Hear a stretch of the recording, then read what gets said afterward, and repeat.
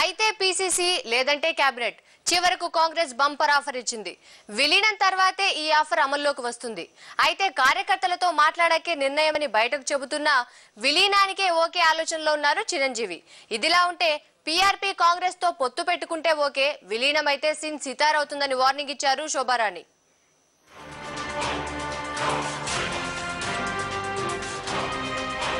చేతిని అందించాలా, చేతిలోకి వెళ్లాలా, ఇదే ఇప్పుడు పీఆర్పీ శ్రేణుల్లో చర్చ.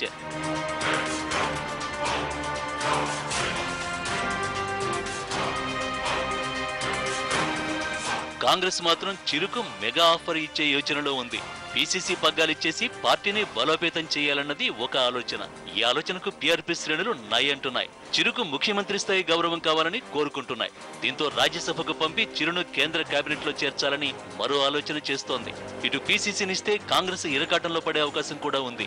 ముఖ్యమంత్రి పీసీసీ రెండు సీమాంధ్రలు తీసుకుంటే తెలంగాణలో రియాక్షన్స్ సీరియస్ గా ఉంటాయన్న ఆందోళన కూడా ఉంది. అయితే ఈ పరిణామాలన్నింటిపై చిరు ఇంకా స్పందించడం లేదు. పార్టీ క్యాడర్ తో కూర్చున్నాకే ఫైనల్ డెసిషన్ అంటున్నారు. పార్టీ శ్రేణులతో చర్చించకుండా ఎలాంటి డెసిషన్ తీసుకునే అవకాశాలు లేదు. అండ్ ఏదైనా సరే ప్రజాస్వామ్య పద్ధతిలోనే ఉంటుంది. అందరి అంగీకారం ఎలా ఉంటే ఆ రకంగానే ఉంటుంది.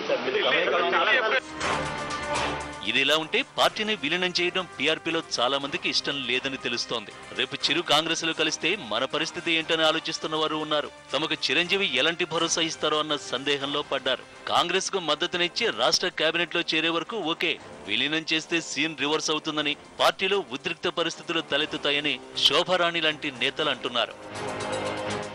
అధికారానికి దూరం అయ్యామే అనే ఒక బాధ, ఒక స్తబ్దత, ఒక స్పేస్ గ్యాప్ వచ్చింది ఆ మధ్యకాలంలో.